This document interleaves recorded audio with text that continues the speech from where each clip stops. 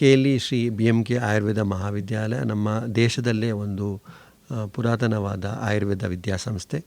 ಇದನ್ನು 1933ರಲ್ಲಿ ಸ್ಥಾಪನೆ ಮಾಡಲಾಗಿತ್ತು. ಶ್ರೀ ಬಸಪ್ಪಣ್ಣ ಮಲ್ಲಪ್ಪಣ್ಣ ಕಂಕನವಾಡಿ ಅಂತ ಒಬ್ಬ ಹಿರಿಯ ಪೊಲೀಸ್ ಅಧಿಕಾರಿಗಳು ಈ ಒಂದು ಆಯುರ್ವೇದದ ಮಹತ್ವವನ್ನು ತಿಳ್ಕೊಂಡು ಅವರ ಈ ಒಂದು ಸಂಸ್ಥೆನ ಸ್ಥಾಪನೆ ಮಾಡಿದರು. ಇದನ್ನು ಬೇರೆ ಬೇರೆ ಸಂಸ್ಥೆ ಅಡಿ ಈ ಒಂದು ಕಾಲೇಜ್ ಅಥವಾ ಈ ಒಂದು ಸಂಸ್ಥೆ ನಡೀತಾ ಇತ್ತು. ಇದನ್ನು KLE ಸಂಸ್ಥೆಯನ್ನು 1990ಗೆ ಈ ಒಂದು KLE ಸೊಸೈಟಿಯವರು ಈ ಒಂದು ಕಾಲೇಜ್ನ ತಗೊಂಡಿದ್ದರು. ಸೊ ಈ ಒಂದು ಮುಂಚೆ ಇದೊಂದು ಕಾಲೇಜ್ ಏಡೆಡ್ ಕಾಲೇಜ್ ಆಗಿತ್ತು, ಸ್ಟೇಟ್ ಗೌರ್ಮೆಂಟ್ ಏಡೆಡ್ ಕಾಲೇಜ್ ಆಗಿತ್ತು. ಅದೇ 2009ರಿಂದ ಈ ಒಂದು college KLE academy of higher education and research deem to be university ಒಳಗಡೆ ಬಂದಿರುತ್ತೆ. ಸೊ ಈ ಒಂದು ವಿಶೇಷತೆ ಏನಂದರೆ ಈ ಒಂದು KLE ಕಂಕನವಾಡಿ ಆಯುರ್ವೇದ ಕಾಲೇಜ್ ಇಡೀ ಭಾರತ ದೇಶದಲ್ಲಿ ಆಯುಷ್ ವಿಭಾಗದಲ್ಲಿ NAC ಹಾಗೂ NABH ಪಡೆದಿರುವಂಥ ಮೊದಲನೇ ವಿದ್ಯಾಸಂಸ್ಥೆ ಆಗಿರುತ್ತೆ. ಸೊ ನಿಮಗೆ ಗೊತ್ತಿರೋ ಹಾಗೆ NAC ನಮ್ಮ ಕಾಲೇಜಿಗೆ ಸಂಬಂಧಪಟ್ಟ ಇರುತ್ತೆ, NABH ನಮ್ಮ ಹಾಸ್ಪಿಟ್ಲಿಗೆ ಸಂಬಂಧಪಟ್ಟಂಥ ಸಂಸ್ಥೆ. ಸೊ ಇದೊಂದು ನಮ್ಮ ಹೆಮ್ಮೆಯ ವಿಷಯ. India's first NAC and NABH accredited institution in AYUSH department. ಅದೇ ರೀತಿ ನಮ್ಮಲ್ಲಿ ಸ್ಪೆಷಾಲಿಟಿ OPDs ಲಭ್ಯ ಇರುತ್ತೆ. ಕ್ಯಾನ್ಸರಿಗೆ, ಡಯಾಬಿಟೀಸಿಗೆ, ಥೈರಾಯ್ಡ್ ಡಿಸಾರ್ಡರ್ಸಿಗೆ, ಸ್ಕಿನ್ ಪ್ರಾಬ್ಲಮ್ಗಳಿಗೆ ಅಥವಾ ಫರ್ಟಿಲಿಟಿಗೆ, ವುಮೆನ್ ಹೆಲ್ತಿಗೆ, ಸೈಕ್ಯಾಟ್ರಿಗಳಿಗೆ ವಿಶೇಷವಾದ ಒಂದು OPDಗಳು, ಸ್ಪೆಷಾಲಿಟಿ OPDಗಳು ಲಭ್ಯ ಇದೆ. ನಮ್ಮಲ್ಲಿ ಎಲ್ಲದಕ್ಕೂ ನುರಿತ ವೈದ್ಯರು ಲಭ್ಯ ಇದ್ದಾರೆ. ನಮಗೆ 312 ಹಾಸಿಗೆ ಉಳ್ಳ ಸುಸಜ್ಜಿತವಾದ ಆಸ್ಪತ್ರೆ ಲಭ್ಯ ಇದೆ. ಇವಾಗ ಕೂಡ ನಮ್ಮ ಇನ್ನೂ ಜಾಸ್ತಿ ಅಪ್ಗ್ರೇಡ್ ಮಾಡ್ತಾಯಿದ್ದೆ. ಹೊಸ ಸ್ಪೆಷಲ್ ರೂಮ್ಗಳು, ಡಿಲೆಕ್ಸ್ ರೂಮ್ಗಳು, ಸೂಟ್ ರೂಮ್ಸ್ಗಳು, ಥೆರಪಿ ರೂಮ್ಸ್ಗಳು ಹೊಸದಾಗಿ ನಮ್ಮ ಆಸ್ಪತ್ರೆಗೆ ಸೇರ್ಪಡೆಗೊಂಡಿದೆ. ನಮ್ಮಲ್ಲಿ ಲ್ಯಾಬ್ರೇಟರಿ ಇನ್ವೆಸ್ಟಿಗೇಷನ್ಸ್ ಇದೆ. ಅದೇ ರೀತಿ ಪಂಚಕರ್ಮಕ್ಕೆ ಬೇಕಾಗುವಂಥ ಎಲ್ಲ ಸುಸಜ್ಜಿತವಾದ ಆಧುನಿಕ ಟೆಕ್ನಾಲಜಿ ಯೂಸ್ ಮಾಡುವಂಥ ಎಲ್ಲ ರೀತಿಯ ಸೌಲಭ್ಯಗಳು ಇದರಲ್ಲಿ ಲಭ್ಯ ಇದೆ. ನಮಗೆ ಬರೀ ಭಾರತದಿಂದ ಮಾತ್ರ ಅಲ್ಲ, ವಿದೇಶದಿಂದ ಕೂಡ ಬ್ರಾಝಿಲ್ ಇರ್ಬೋದು, ಜರ್ಮನಿ, USA, ಸ್ಕಾಟ್ಲ್ಯಾಂಡ್, ಕೆನಡಾದಿಂದ ಕೂಡ ನಮ್ಮ ಆರೋಗ್ಯಾಕಾಂಕ್ಷಿಗಳು ನಮ್ಮ ಆಸ್ಪತ್ರೆಗೆ ಬರ್ತಾ ಇದ್ದಾರೆ. ಹಾಗಾಗಿ ಖಂಡಿತ ಈ ಒಂದು ಆಸ್ಪತ್ರೆಯ ಲಾಭಗಳನ್ನು ಎಲ್ಲ ಜನರು ಪಡಬೇಕು ಅಂತ ಮತ್ತೊಮ್ಮೆ ಕೇಳ್ಕೊಳ್ತಾ ಇದ್ದೀನಿ. ಸ್ನೇಹಿತರೆ, ನೀವು ಕೇಳ್ತಾ ಇದ್ದೀರಾ KLE ವೇಣುಧ್ವನಿ 90.4 FM ವಿಶೇಷ ಆರೋಗ್ಯ ದರ್ಶನ ಕಾರ್ಯಕ್ರಮದಲ್ಲಿ ರಾಷ್ಟ್ರೀಯ ಆಯುರ್ವೇದ ದಿನದ ಅಂಗವಾಗಿ ಆಯುರ್ವೇದದ ಮಹತ್ವವನ್ನು ತಿಳಿಸ್ಕೊಡ್ತಾ ಇದ್ದಾರೆ ಶಹಾಪುರ ಬೆಳಗಾವಿಯ KLE ಶ್ರೀ BM ಕಂಕನವಾಡಿ ಆಯುರ್ವೇದ ಮಹಾವಿದ್ಯಾಲಯದ ಮತ್ತು ಆಸ್ಪತ್ರೆಯ ಪ್ರಾಚಾರ್ಯರು ಹಾಗೂ ವೈದ್ಯಕೀಯ ನಿರ್ದೇಶಕರಾದ ಡಾಕ್ಟರ್ ಸುಹಾಸ್ ಕುಮಾರ್ ಶೆಟ್ಟಿಯವರು. ಸರ್, ಇನ್ನು ಈ ಆಯುರ್ವೇದವನ್ನು ನಮ್ಮ ದೈನಂದಿನ ಜೀವನದಲ್ಲಿ ಆರೋಗ್ಯವನ್ನು ಕಾಪಾಡಿಕೊಳ್ಳುವುದಕ್ಕೆ ಬಳಸಬೇಕು ಅಂತಾದರೆ ಒಂದು ಸರಳ ಉಪಾಯ ಏನು ಸೂಚಿಸ್ತೀರಾ ಅಂತ? ಆಯುರ್ವೇದದಲ್ಲಿ ಮುಖ್ಯವಾಗಿ 2 ಉದ್ದೇಶಗಳಿದೆ. ಆಯುರ್ವೇದದಲ್ಲಿ ಒಂದು ಸ್ವಸ್ಥಸ್ಯ ಸ್ವಾಸ್ಥ್ಯ ರಕ್ಷಣಂ, ಇನ್ನೊಂದು ಆತುರಸ್ಯ ವಿಕಾರ ಪ್ರಶಮನಂ ಅಂತ. ಅಂದರೆ ಬರೀ ಕಾಯಿಲೆ ಬಂದಾಗ ಅದಕ್ಕೆ ಚಿಕಿತ್ಸೆ ಕೊಡುವಂಥ ಮಾತ್ರ ಉದ್ದೇಶ ಅಲ್ಲ. ಸೊ ಇದೆಲ್ಲ ವೈದ್ಯಕೀಯ ಪದ್ಧತಿಯಲ್ಲಿ ಕಾಯಿಲೆ ಬಂತು ಅದಕ್ಕೆ ಚಿಕಿತ್ಸೆ ಕೊಡುವಂಥದ್ದು. ಹೇಗೆ ಆಯುರ್ವೇದ ಒಂದು ವಿಭಿನ್ನ ಅಥವಾ ಹೌ ಇಟ್ ಈಸ್ ಯೂನಿಕ್ ಅಂದರೆ ಅದರಲ್ಲಿ ಸಾಕಷ್ಟು ಪ್ರಿವೆಂಟಿವ್ ಹೆಲ್ತ್ ಕೇರ್ ಅಥವಾ ನಮ್ಮ ಆರೋಗ್ಯನ ಹೇಗೆ ಕಾಪಾಡಿಕೊಳ್ಬೇಕು, ಯಾವುದೇ ಕಾಯಿಲೆ ಬರದಂಗೆ ನಮ್ಮನ್ನು ಹೇಗೆ ದೇಹವನ್ನು ನೋಡಿಕೊಳ್ಬೇಕು ಅಂತ ಸಾಕಷ್ಟು ಸೂತ್ರಗಳು ಅಥವಾ ಮಂತ್ರಗಳನ್ನು ಇದರಲ್ಲಿ ಲಭ್ಯ ಇದೆ. ಮುಖ್ಯವಾಗಿ ಇದರಲ್ಲಿ ನಮಗೆ ದಿನಚರ್ಯ ಹಾಗೂ ಋತುಚರ್ಯ ಅಂತ ನಾವು 2 ಮುಖ್ಯವಾದ ಸೂತ್ರಗಳು ಬರುತ್ತೆ. ಅದರಲ್ಲಿ ದಿನಚರ್ಯ ಅಂದರೆ ಡೈಲಿ ರೂಟೀನ್, ನಾವು ಎಷ್ಟು ಗಂಟೆ ಬೆಳಗ್ಗೆ ಏಳಬೇಕು, ಆಮೇಲೆ ಯಾವ ರೀತಿ ನಮ್ಮ ದೈನಂದಿನ ಚಟುವಟಿಕೆಯಲ್ಲಿ ಇರಬೇಕು, ಯಾವ ರೀತಿ ನಾವು ಕೆಲಸ ಮಾಡಬೇಕು, ಎಷ್ಟೊತ್ತಿಗೆ ನಾವು ಊಟ ಮಾಡಬೇಕು, ಎಷ್ಟೊತ್ತಿಗೆ ನಾವು ನಿದ್ದೆ ಮಾಡಬೇಕು, ಇದೆಲ್ಲ ಸುಸೂತ್ರವಾದ ವೆರಿ ಸೈಂಟಿಫಿಕ್ ಕೂಡ. ಅದರಲ್ಲಿ ಹೇಳ್ತಾರೆ ನಮಗೆ ಸಾಮಾನ್ಯವಾಗಿ ನಾವು ಹೇಳುವ ಟೈಮಿಂಗ್ ನಾವು ಬ್ರಾಹ್ಮಿ ಮುಹೂರ್ತದಲ್ಲಿ ಹೇಳಬೇಕು. ಅಂದರೆ ಸೂರ್ಯೋದಯಕ್ಕಿಂತ ಒಂದು ಅರ್ಧ ಗಂಟೆ ಅಥವಾ 3/4 ಗಂಟೆ ಮುಂಚೆನೇ ನಾವು ಎದ್ದರೆ ಆ ಟೈಮಲ್ಲಿ ನಮ್ಮ ನೇಟಿವ್ ಆಕ್ಸಿಜನ್ ಏನಿದೆ ಅದು ಜಾಸ್ತಿ ಇರುತ್ತೆ. ನಮಗೆ ಓದಲಿಕ್ಕೆ ಇರ್ಬೋದು ಅಥವಾ ಧ್ಯಾನ ಮಾಡಲಿಕ್ಕೆ ಅಥವಾ ಯಾವುದೇ ರೀತಿ ಪಾಸಿಟಿವ್ ಇರಲಿಕ್ಕೆ ಅದು ಹೆಲ್ಪ್ ಆಗುತ್ತೆ. ಸೊ ಬಟ್ ನಾವು ಅದನ್ನು ಅಷ್ಟೊತ್ತಿಗೆ ಹೇಳ್ಬೇಕು ಅಂದರೆ ನಾವು ಸರಿ ಸಮಯಕ್ಕೆ ನಿದ್ದೆ ಕೂಡ ಮಾಡಬೇಕು. ಮನೆಗೆ 10ರಿಂದ 10:30 ಒಳಗೆ ನಾವು ನಿದ್ದೆ ಮಾಡಿದ್ರೆ ಒಂದು 6ರಿಂದ 8 ಗಂಟೆ ಒಳ್ಳೆ ನಿದ್ದೆ ಮಾಡಿದರೆ ಅದು ಕೂಡ ನಮ್ಮ ಆರೋಗ್ಯ ಕಾಪಾಡಿಕೊಳ್ಳಲಿಕ್ಕೆ ಸಾಧ್ಯ ಆಗುತ್ತೆ. ಮತ್ತು ಮಲತ್ಯಾಗ ಮೂತ್ರತ್ಯಾಗ ಮಾಡಿಕೊಂಡು ನಾವು ಉಷಾಪಾನ ಅಂತ ಹೇಳ್ತೀವಿ, ಬಿಸಿ ನೀರು ಕುಡಿಬೇಕು, ಬ್ರಷ್ ಮಾಡಬೇಕು, ಟಂಗ್ ಕ್ಲೀನ್ ಮಾಡ್ಕೋಬೇಕು. ಹಾಗಾಗಿ ಎಕ್ಸಸೈಸ್ ಮಾರ್ನಿಂಗ್ ಅಟ್ಲೀಸ್ಟ್ ಒಂದು 20ರಿಂದ 25 ನಿಮಿಷ ಯೋಗ, ಪ್ರಾಣಾಯಾಮ, ವಾಕಿಂಗ್, ಜಾಗಿಂಗ್ ಫಿಸಿಕಲ್ ಎಕ್ಸಸೈಸನ್ನು ಮಾಡುವಂಥದ್ದು, ಸ್ನಾನ ಮಾಡಿಕೊಂಡು ಆಮೇಲೆ ದೇವರ ಧ್ಯಾನ ಮಾಡಿ ನಾವು ಆಹಾರವನ್ನು ಸೇವನೆ ಮಾಡುವಂಥದ್ದು. ಆಹಾರ ಕೂಡ ಅಷ್ಟೇ, ನಮ್ಮ ಜೀರ್ಣಶಕ್ತಿ ಪ್ರಕಾರ ಅಲ್ಲಿನ ಯಾವ ಒಂದು ಪ್ರದೇಶ ನಾವು ಇದ್ದೀವಿ, ಯಾವ ಋತುವಲ್ಲಿ ನಾವಿದ್ದೀವಿ, ಅದ್ರ ಪ್ರಕಾರ ನಾವು ಆಹಾರವನ್ನು ತಗೊಳ್ಬೇಕಾಗತ್ತೆ. ಮುಖ್ಯವಾಗಿ ನಮಗೇನಂದರೆ ಮನೆಯಲ್ಲಿ ಸಿಕ್ಕುವಂಥ ಪೌಷ್ಟಿಕ ಆಹಾರ, ಸುಲಭವಾಗಿ ಜೀರ್ಣುವಂಥ ಆಹಾರ, ತರಕಾರಿ ಇರ್ಬೋದು ಅಥವಾ ಹಣ್ಣುಗಳು ಅಥವಾ ಡ್ರೈ ಫ್ರೂಟ್ಸ್ಗಳು, ಹಾಲು, ತುಪ್ಪ, ಬೆಣ್ಣೆ, ಇದನ್ನು ಎಲ್ಲ ಪ್ರಮಾಣದಲ್ಲಿ ನಾವು ತಗೊಂಡಾಗ, ಸಂತುಲಿತ ಆಹಾರ, ಪೌಷ್ಟಿಕ ಆಹಾರ, ಸಾತ್ವಿಕ ಆಹಾರ ನಾವು ಆದಷ್ಟು ತಗೊಂಡಾಗ ನಮ್ಮ ಹೊರಗಡೆ ಜಂಕ್ ಫುಡ್ಸ್ ಇರ್ಬೋದು ಅಥವಾ ಫಾಸ್ಟ್ ಫುಡ್ಸ್ ಏನು ಹೇಳ್ತೀವಿ, ಆದಷ್ಟು ನಾವು ಆರ್ಟಿಫಿಷಿಯಲ್ ಫುಡ್ಸ್, ಕಾರ್ಬೋನೇಟೆಡ್ ಫುಡ್ಸ್ನ ನಾವು ಅವಾಯ್ಡ್ ಮಾಡಿ ಪೌಷ್ಟಿಕವಾದ ಆಹಾರ, ನಮ್ಮ ಜೀರ್ಣ ಆಹಾರ ಟೈಮ್ಗಿಂತ ನಮ್ಮ ಜೀರ್ಣಶಕ್ತಿ ಪ್ರಕಾರ, ಇವತ್ತು ನಮಗೆ ಡೈಜೆಸ್ಟಿವ್ ಪವರ್ ಕಮ್ಮಿ ಇದೆ ಅಂದ ತಕ್ಷಣ ಟೈಮ್ ಆದರೂ ಕೂಡ ಸ್ವಲ್ಪ ಲೈಟ್ ಫುಡ್ ತೊಗೊಳ್ಬೇಕು ಅಥವಾ ಲೇಟಾಗಿ ಊಟ ಮಾಡ್ಬೋದು. ಈ ಸಮಯಕ್ಕೆ ತಕ್ಕಂಗೆಕ್ಕಿಂತ ನಮ್ಮ ಜೀರ್ಣ ಪ್ರಕ್ರಿಯೆ ಪ್ರಕಾರ ನಾವು ಆರೋಗ್ಯ ಕಾಪಾಡಿಕೊಂಡ್ರೆ ಖಂಡಿತ ಆಗುತ್ತೆ. ಇನ್ನೊಂದು ಋತುಚರ್ಯ ಅಂದರೆ ನಾವು ಬೇರೆ ಬೇರೆ 6 ಋತುಗಳಿದೆ. ಆ ಋತುಗಳ ಪ್ರಕಾರ ನಾವು ಬೇರೆ ಬೇರೆ ಆಹಾರ ಪದ್ಧತಿಗಳು, ನಮ್ಮ ದೈನಂದಿನ ಚಟುವಟಿಕೆಗಳನ್ನು ಬದಲಾಯಿಸ್ಕೊಳ್ಬೇಕಾಗತ್ತೆ. ಯಾವಾಗ ಜಾಸ್ತಿ ಸೆಕೆ ಇದೆ ಆವಾಗ ನೀರು ಜಾಸ್ತಿ ಕುಡಿಯುವಂಥದ್ದು, ಯಾವಾಗ ಚಳಿ ಇದೆ ನಮ್ಮನ್ನು ಚೆನ್ನಾಗಿ ಪ್ರೊಟೆಕ್ಟ್ ಮಾಡಿ ನಮ್ಮ ವಾರ್ಮ್ ಕ್ಲಾದಿಂಗ್ಸ್ ಹಾಕ್ಕೊಳ್ಳುವಂಥದ್ದು, ನಾವು ಎಷ್ಟು ನಾವು ಎಕ್ಸಸೈಸ್ ಮಾಡಬೇಕು. ಸೊ ಚಳಿಗಾಲದಲ್ಲಿ ಸ್ವಲ್ಪ ಜಾಸ್ತಿ ಎಕ್ಸಸೈಸ್ ಮಾಡಬೇಕಾಗತ್ತೆ, ಅದೇ ನಾವು ಸೆಕೆಗಾಲದಲ್ಲಿ ಜಾಸ್ತಿ ಎಕ್ಸಸೈಸ್ ಬೇಕಾಗೋದಿಲ್ಲ. ಸೊ ಇದನ್ನೊಂದು ಬಾಡಿಯಲ್ಲಿ ಇಂಡಿಕೇಷನ್ ಕೊಡುತ್ತೆ.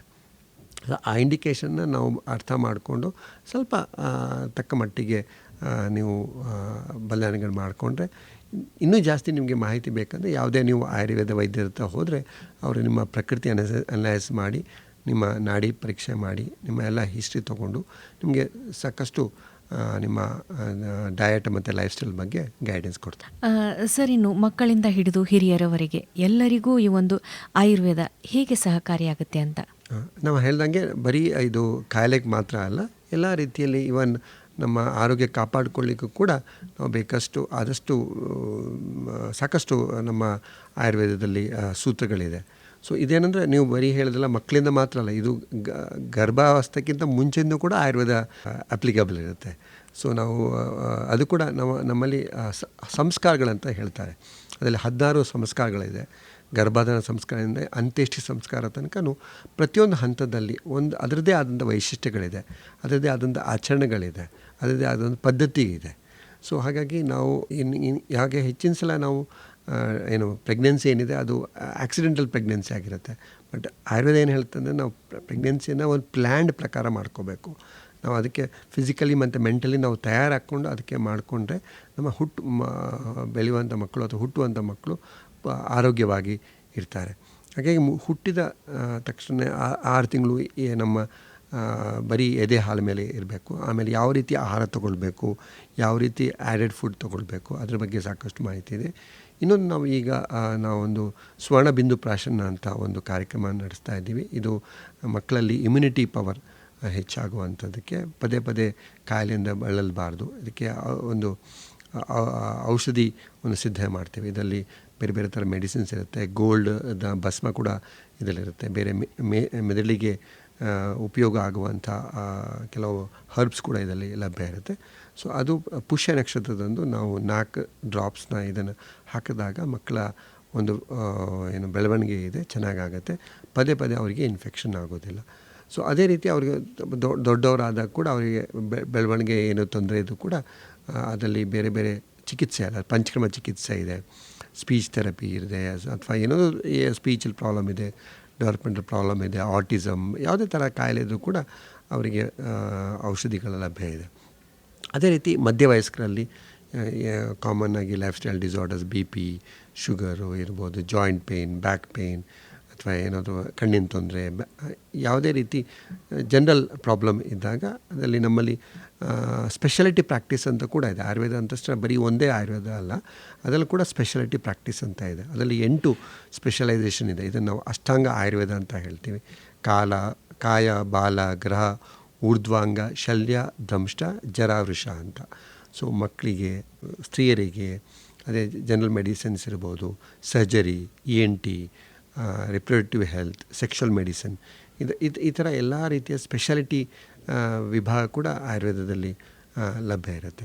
ಅದೇ ರೀತಿ ವೃದ್ಧಾಪ್ಯ ಕೂಡ ಅವರಿಗೆ ಜಾಸ್ತಿ ವೃದ್ಧಾಪ್ಯದಲ್ಲಿ ತೊಂದರೆ ಬರಬಾರ್ದು, ಅದಕ್ಕೆ ಬೇಕಾಗುವ ಒಂದು ಪ್ರಿವೆನ್ಷನ್ ಕೂಡ ಇದೆ. ಅದೇ ರೀತಿ ಏನಾದರೂ ಸಣ್ಣ ಪುಟ್ಟ ತೊಂದರೆ ಬಂದರೂ ಕೂಡ ಅದು ಕೂಡ ಈಗ ನಾವು ಪಾರ್ಕಿನ್ಸನ್ಸ್ ಡಿಸೀಸ್ ಇರ್ಬೋದು, ಆಲ್ಝೀಮರ್ಸ್ ಡಿಮೆನ್ಷಿಯಾಸ್ ಇರ್ಬೋದು, ಅದಕ್ಕೆ ಇನಿಷಿಯಲ್ ಫೇಸಸಲ್ಲಿ ಅದನ್ನು ಡಯಾಗ್ನೋಸ್ ಮಾಡಿಕೊಂಡ್ರೆ ಅದಕ್ಕೆ ಆಯುರ್ವೇದದಲ್ಲಿ ಬೇರೆ ಬೇರೆ ಥರದ ಥೆರಪೀಸ್ಗಳಿದೆ, ಬೇರೆ ಬೇರೆ ಥರದ ಪಂಚಕರ್ಮಗಳಿದೆ, ಅದಕ್ಕೆ ಔಷಧಿಗಳು ಈ ಬ್ರಾಹ್ಮಿ, ಅಶ್ವಗಂಧ, ಶತಾವರಿ, ಬೇರೆ ಬೇರೆ ಒಳ್ಳೆಯ ಸಂಶೋಧನೆ ಮಾಡುವಂಥ ಔಷಧಿಗಳು ಕೂಡ ಲಭ್ಯ ಇದೆ. ಹಾಗಾಗಿ from pediatrics to geriatrics Ayurveda has some form of help. Sir, ಈಗ KLE ಶ್ರೀ BM ಕಂಕನವಾಡಿ ಆಯುರ್ವೇದ ಮಹಾವಿದ್ಯಾಲಯ ಮತ್ತು ಆಸ್ಪತ್ರೆಯಿಂದ ಯಾವೆಲ್ಲ ಜಾಗೃತಿ ಕಾರ್ಯಕ್ರಮಗಳನ್ನು ಹಮ್ಮಿಕೊಂಡಿದ್ದೀರಾ? ಖಂಡಿತ. ನಾವು ಈ ವರ್ಷದಲ್ಲಿ ಬೇರೆ ಬೇರೆ ಥರದ ಕಾರ್ಯಕ್ರಮಗಳು, ಅದರಲ್ಲಿ ಮುಖ್ಯವಾಗಿ ನಮ್ಮ ಶಾಲಾ ಮತ್ತು ಕಾಲೇಜ್ ಮಕ್ಕಳಲ್ಲಿ ಅರಿವು ಮೂಡಿಸಲಿಕ್ಕೆ ಅವರಲ್ಲಿ ಹೆಲ್ತ್ ಅವೇರ್ನೆಸ್ ಟಾಕ್ಸ್ ಕೊಟ್ಟಿದ್ದೇವೆ. ಅವರಿಗೆ ಆಯುರ್ವೇದ ಆಹಾರದ ಬಗ್ಗೆ ಒಂದು ಎಕ್ಸಿಬಿಷನ್ ಮಾಡಿದ್ದೇವೆ. ಅದೇ ರೀತಿ ನಮ್ಮ ಮಣ್ಣೂರು ಗ್ರಾಮದಲ್ಲಿ ನಮ್ಮ ಸುಮಾರು 250 ಮಕ್ಕಳ ಆರೋಗ್ಯ ತಪಾಸಣೆಗಳನ್ನು ಕೂಡ ಮಾಡಿದ್ದೇವೆ. ಅಲ್ಲಿ ಕ್ಲೀನಿನೆಸ್ ಡ್ರೈವ್ ಕೂಡ ಮಾಡಿದ್ದೇವೆ. ಆಮೇಲೆ ಪ್ಲ್ಯಾಂಟೇಷನ್ ಡ್ರೈವ್, ಎಲ್ಲ ಮನೆ ಅಂಗಳದಲ್ಲಿ ಪ್ಲ್ಯಾಂಟೇಷನ್ ಕೂಡ ಮಾಡಿದ್ತಾ ಇದ್ದೇವೆ. ಮತ್ತು ಇನ್ನೊಂದು ಮುಖ್ಯವೇನೆಂದರೆ ಅಲ್ಲಿಂದ ಸ್ಕೂಲಲ್ಲಿ, ಮಣ್ಣೂರಿನ ಸ್ಕೂಲಲ್ಲಿ ಕೂಡ ನಾವು ಅವರ ಸ್ಕೂಲ್ ಗೋಡೆ ಮೇಲೆ ನಾವು ಮಕ್ಕಳು, ನಮ್ಮ ಶಾಲೆಯ ವಿದ್ಯಾರ್ಥಿಗಳು ಗೋಡೆ ಮೇಲೆ ಒಂದು ಡ್ರಾಯಿಂಗ್ ಮತ್ತು ಪೇಂಟಿಂಗ್ ಕೂಡ ಮಾಡಿದ್ದಾರೆ. ಒಂದು ಅಡಿಕ್ಷನ್ ಪ್ರಿವೆನ್ಷನ್ ಬಗ್ಗೆ, ಇನ್ನೊಂದು ಆಯುರ್ವೇದ ದಿನದ ಮಹತ್ವದ ಬಗ್ಗೆ ತುಂಬ ಚೆನ್ನ ಒಂದು ಡ್ರಾಯಿಂಗ್ ಕೂಡ ಬಿಡಿಸಿದ್ದಾರೆ. ಇದ್ರ ಜೊತೆ ನಾವು KLE ವೇಣುಧ್ವನಿ ಸಹಭಾಗಿತ್ವದಲ್ಲಿ ದಿನ ಆರೋಗ್ಯದ ಬಗ್ಗೆ ಹಾಗೂ ಆಯುರ್ವೇದದ ಬಗ್ಗೆ ಮಾಹಿತಿಯನ್ನು ಕೂಡ ಬಿತ್ತನೆ ಮಾಡ್ತಾಯಿದ್ದೀವಿ. ಹಾಗೂ ನಮ್ಮ ಮೆಡಿಕಲ್ ಕ್ಯಾಂಪ್ಸ್ ಕೂಡ ನಾವು ಬೇರೆ ಬೇರೆ ಮಾಡ್ತಾಯಿದ್ದೀವಿ. ಸೊ ಅದೇ ರೀತಿ ಮುಂದಿನ ವಾರ ಅಂದರೆ 22ನೇ ತಾರೀಕಿಂದ 27ನೇ ತಾರೀಕುವರೆಗೆ ಒಂದೊಂದು ಸ್ಪೆಷಾಲಿಟಿ ಪ್ರಕಾರ ನಾವು ಕ್ಯಾಂಪ್ ಮಾಡ್ತಾಯಿದ್ದೀವಿ. ಅದರಲ್ಲಿ ಕೂಡ ಮಕ್ಕಳಲ್ಲಿ ಉಸಿರಾಟದ ತೊಂದರೆ, ಜಾಯಿಂಟ್ ಪ್ರಾಬ್ಲಮ್ಗಳಿಗೆ, ಅಥವಾ ನಮ್ಮದೇನು BP ಮತ್ತು ಶುಗರ್ಗಳಿಗೆ ನಾವು ಫ್ರೀ ಬೋನ್ ಡೆನ್ಸಿಟಿ ಕ್ಯಾಂಪ್ ಮಾಡ್ತಾಯಿದ್ದೀವಿ. ನಾಡಿ ಪರೀಕ್ಷೆ ಮತ್ತು ಪ್ರಕೃತಿ ಪರೀಕ್ಷೆ ಉಚಿತವಾಗಿ ನಾವು ಈ ಒಂದು ವಾರ ನಾವೆಲ್ಲ ಪೇಷಂಟ್ಗಳಿಗೆ ಮಾಡ್ತಾಯಿದ್ದೀವಿ. ಅದೇ ರೀತಿ ನಾವು ಬೇರೆ ಬೇರೆ ಗೆಸ್ಟ್ ಟಾಕ್ ಕೂಡ ಮಾಡ್ತಾಯಿದ್ದೀವಿ. ಇಂಟರ್ನ್ಯಾಷನಲ್ ವೆಬಿನಾರ್ ಇರ್ಬೋದು, ರಾಷ್ಟ್ರೀಯ ಸಂಗೋಷ್ಠಿ ಮಾಡ್ತಾಯಿದ್ದೀವಿ. ಅದೇ ರೀತಿ 20ನೇ ತಾರೀಕು ನಾವು ನಮ್ಮ KLE ಶ್ರೀ BMK ಆಯುರ್ವೇದ ಮಹಾವಿದ್ಯಾಲಯ ಮತ್ತು ಶ್ರೀ ರವಿ ಪಾಟೀಲ್ ಆಯುರ್ವೇದಿಕ್ ಮಹಾವಿದ್ಯಾಲಯ ಹಾಗೂ SBG ಆಯುರ್ವೇದ ಮಹಾವಿದ್ಯಾಲಯ ಮತ್ತು ಮುಖ್ಯವಾಗಿ ನಮ್ಮ ಆಯುಷ್ ಮಂತ್ರಾಲಯ ಹಾಗೂ ಆಯುಷ್ ವಿಭಾಗ ಬೆಳಗಾವಿ ಜಿಲ್ಲೆ ಇದು ಸಹಯೋಗದಿಂದ ನಾವು ಒಂದು ವಾಕೆಥಾನ್ ಆಯುರ್ಜ್ಯೋತಿ ಯಾತ್ರಾ ಅಂತ ಮಾಡ್ತಾಯಿದ್ದೀವಿ. ಇದನ್ನು ನಾವು DC ಆಫೀಸಿಂದ ಸಂಭಾಜಿ ಸರ್ಕಲ್ ತನಕ ಆಯುರ್ವೇದದ ಬಗ್ಗೆ ಜಾಗೃತಿ ನಾವು ನಡಿಗೆ ವಾಕೆಥಾನ್ ಕೂಡ ಮಾಡ್ತಾಯಿದ್ದೀವಿ. ಸೊ ಇದೆಲ್ಲ ಮಾಡೋ ಮುಖ್ಯ ಉದ್ದೇಶ ಏನಂದರೆ ಆಯುರ್ವೇದದ ಬಗ್ಗೆ ಜನಸಾಮಾನ್ಯರಿಗೆ ಇದ್ರ ಬಗ್ಗೆ ಮೂಡಿಸ್ಬೇಕು. ಹಾಗೆ ಆಯುರ್ವೇದನ ಇನ್ನೂ ಜಾಸ್ತಿ ಜನ ಉಪಯೋಗಿಸ್ಕೊಳ್ಳುವಂಥ ಮುಖ್ಯ ಉದ್ದೇಶ. ಸರ್, ಈಗ ಮುಂದಿನ ಪೀಳಿಗೆಗೆ ಆಯುರ್ವೇದದ ಮಹತ್ವವನ್ನು ಯಾವ ಒಂದು ಸಂದೇಶದ ಮೂಲಕ ತಿಳಿಸ್ಲಿಕ್ಕೆ ಇಷ್ಟಪಡ್ತೀರಾ? ಸೊ ಇದು ಆಯುರ್ವೇದ ಬರೀ ಪ್ರಾಚೀನ ವೈದ್ಯಕೀಯ ಪದ್ಧತಿ ಅಲ್ವಾ, ಈ ಒಂದು ಪ್ರೆಸೆಂಟ್ ಹಾಗೂ ಫ್ಯೂಚರಿಗೆ ಕೂಡ ಇದೊಂದು ಮೆಡಿಕಲ್ ಸಿಸ್ಟಮ್ ಅಂತ ಹೇಳಲಿಕ್ಕೆ ಇಷ್ಟಪಡ್ತೀನಿ. ಸೊ ಇನ್ನು ನೆಕ್ಸ್ಟ್ ಒಂದು 20-25 ವರ್ಷದಲ್ಲಿ Ayurveda main stream medical system ಆಗುವ ಎಲ್ಲ ಲಕ್ಷಣಗಳು ಕಾಣ್ತಾ ಇದೆ. ಸೊ ಇದೊಂದು ಆಯುರ್ವೇದದ ಅಮೃತ ಕಾಲನ ಅಂತಲೇ ಹೇಳ್ಬೋದು. ಸೊ 2047 ನಾವು ಯಾವಾಗ ನಮ್ಮ ಸ್ವತಂತ್ರ ಆಗಿ ನಾವು 100 ವರ್ಷ ಮಾಡ್ಕೊಳ್ತೀವಿ, ಆವಾಗ ಖಂಡಿತ ಆಯುರ್ವೇದ ಒಂದು ಮೇನ್ ಸ್ಟ್ರೀಮ್ ಮೆಡಿಕಲ್ ಸೈನ್ಸ್ ಆಗುತ್ತೆ. ಇದಕ್ಕೆ ನಾವೆಲ್ಲ ಆಯುರ್ವೇದ ವೈದ್ಯರು ಕೂಡ ಅಷ್ಟೇ ಅದಕ್ಕೆ ಸಾಕಷ್ಟು ಜಾಗೃತಿ ಮೂಡಿಸ್ಬೇಕು. ಅವರು ಕೂಡ ಅದನ್ನು ಜವಾಬ್ದಾರಿ ತಗೊಂಡು ಎಲ್ಲ ಜನರಿಗೆ ಅದರ ಉಪಯೋಗಗಳನ್ನು ಹೇಳ್ಕೊಳ್ಬೇಕು. ಒಂದು ಹೆಲ್ತ್ ಎಜುಕೇಷನ್, ಯಾವಾಗ ಪೇಷಂಟ್ ಬರ್ತಾರೆ ಅವ್ರಿಗೆ ಬರೀ ಔಷಧಿ ಕೊಡ್ದೇ ಆಯುರ್ವೇದನ ಮಹತ್ವದ ಬಗ್ಗೆ ಅದನ್ನು ಹೇಗೆ ಯೂಸ್ ಮಾಡ್ಕೊಳ್ಬೇಕು ಅಂತ ತಿಳಿಸ್ಕೊಟ್ರೆ ಖಂಡಿತ ನಮ್ಮ ಫ್ಯೂಚರ್ನಲ್ಲಿ ನಮ್ಮ ಆಯುರ್ವೇದ ಇನ್ನೂ ಜಾಸ್ತಿ ಬೆಳೆಯುತ್ತೆ ಅಂತ ನನ್ನ. ಖಂಡಿತ ಸರ್, ಇನ್ನು ಕೊನೆಯದಾಗಿ ನಮ್ಮ KLE ವೇಣುಧ್ವನಿಯ ಮೂಲಕ ನಮ್ಮ ಕೇಳುಗರಿಗೆ ಯಾವ ಒಂದು ಸಂದೇಶವನ್ನು ಹೇಳಲಿಕ್ಕೆ ಇಷ್ಟಪಡ್ತೀರಾ? ಸೊ ಇದು ಆಯುರ್ವೇದ ಒಂದು ಬರೀ ಒಂದು ವೈದ್ಯಕೀಯ ಪದ್ಧತಿ ಮಾತ್ರ ಅಲ್ಲ, ಅದೊಂದು ಜೀವನ ಶೈಲಿ. ಹಾಗಾಗಿ ನಾವು ಯಾವಾಗ ಇದರ ಸಂಪೂರ್ಣ ಒಂದು ಉಪಯೋಗ ಪಡ್ಕೊಂಡು ನಮ್ಮ ದಿನನಿತ್ಯ ಅದನ್ನು ಅಳವಡಿಸ್ಕೊಳ್ತೀವಿ. ಅದಕ್ಕೊಂದು ತುಂಬ ಒಳ್ಳೆಯ ಒಂದು ಸೂತ್ರ ಇದೆ. ನಿತ್ಯಂ ಹಿತ ಆಹಾರ ವಿಹಾರ ಸೇವಿ ಸಮೀಕ್ಷಕಾರಿ ವಿಶೇಷಾಸಕ್ತಃ ದಾತಃ ಸಮಃ ಸತ್ಯಪರಃ ಕ್ಷಮಾವಾನ್ ಆಪ್ತೋಪಸೇವಿ ಚ ಭವಂತಿ ಆರೋಗ್ಯ. ನಾವು ಹೇಗೆ ನಮ್ಮ ಆರೋಗ್ಯನ ಕಾಪಾಡಿಕೊಳ್ಳಲಿಕ್ಕೆ ಸಾಧ್ಯ ಅಂತ ಕೇಳಿದಾಗ ನಮ್ಮ ಗುರು ಹಿರಿಯರು ಹೇಳ್ತಾರೆ, ನಿತ್ಯವನ್ನು ನಮ್ಮ ಆಹಾರ ಮತ್ತು ವಿಹಾರದ ಬಗ್ಗೆ ಗಮನ ಕೊಡಬೇಕು. ನಾವು ತುಂಬ ಜಾಸ್ತಿ ಮೆಟೀರಿಯಲಿಸ್ಟಿಕ್ ವರ್ಲ್ಡ್ ಬಗ್ಗೆ ಜಾಸ್ತಿ ಅಟ್ಯಾಚ್ ಆಗಿರಬಾರ್ದು. ಯಾವುದೇ ರೀತಿಯ ನಾವು ಡಿಸಿಷನ್ ಮೇಕಿಂಗ್, ಅದು ತಪ್ಪ ಸರಿನಾ ಅಂತ ಆಲೋಚನೆ ಮಾಡಿ ಡಿಸಿಷನ್ ತಗೊಳ್ಳುವಂಥದ್ದು. ನಾವು ಯಾವಾಗಲೂ ಸತ್ಯವನ್ನು ಮಾತಾಡಬೇಕು. ಮತ್ತು ಅದೇ ರೀತಿ ಎಲ್ಲಿ ಸಾಧ್ಯ ಇದೆ ಅಲ್ಲಿ ನಾವು ದಾನ ಮಾಡುವಂಥದ್ದು. ದಾನ ಅಂದರೆ ಬರೀ ದುಡ್ಡು ದಾನ ಅಲ್ಲ, ನಮ್ಮ ಹೆಲ್ಪ್ ಇರ್ಬೋದು. ಮಕ್ಕಳಲ್ಲಿ ಆರ್ಫನೇಜ್ ಇರ್ತಾರೆ, ವೃದ್ಧಾಪ್ಯರು ಇರ್ತಾರೆ, ಅಥವಾ ವೃದ್ಧಾಶ್ರಮಕ್ಕೆ ಹೋಗಿ ನಾವು ಯಾವ ರೀತಿ ಸಹಾಯ ಮಾಡಲಿಕ್ಕಾಗತ್ತೆ ಅದು ಮಾಡುವಂಥದ್ದು. ಇನ್ನೊಂದು ಕ್ಷಮಾವಾನ, ಅಂದರೆ ಯಾರೇ ಒಂದು ತಪ್ಪು ಮಾಡಿದ್ರೆ ಅದಕ್ಕೆ ನಾವು ಅದನ್ನು ಮನಸ್ಸಲ್ಲೇ ಇಟ್ಕೊಳ್ದೇ ಅವ್ರನ್ನ ಕ್ಷಮಿಸುವಂಥದ್ದು. ಇದನ್ನೆಲ್ಲ ನಾವು ನಿತ್ಯವಾಗಿ ಯಾವಾಗಲೂ ಫಾಲೋ ಮಾಡಿದ್ರೆ ನಮ್ಮ ಫಿಸಿಕಲ್ ಮತ್ತು ಮೆಂಟಲ್ ಹೆಲ್ತ್ ಕಾಪಾಡಿಕೊಳ್ಳಲಿಕ್ಕೆ ಸಾಧ್ಯ ಆಗುತ್ತೆ. ಧ್ವನಿ ಧ್ವನಿ ಇದು ನಮ್ಮ ಧ್ವನಿ, ಕೇಳಿ ಕನಸು ನನಸದ ವೇಣು ಧ್ವನಿ, ವೇಣು ಧ್ವನಿ.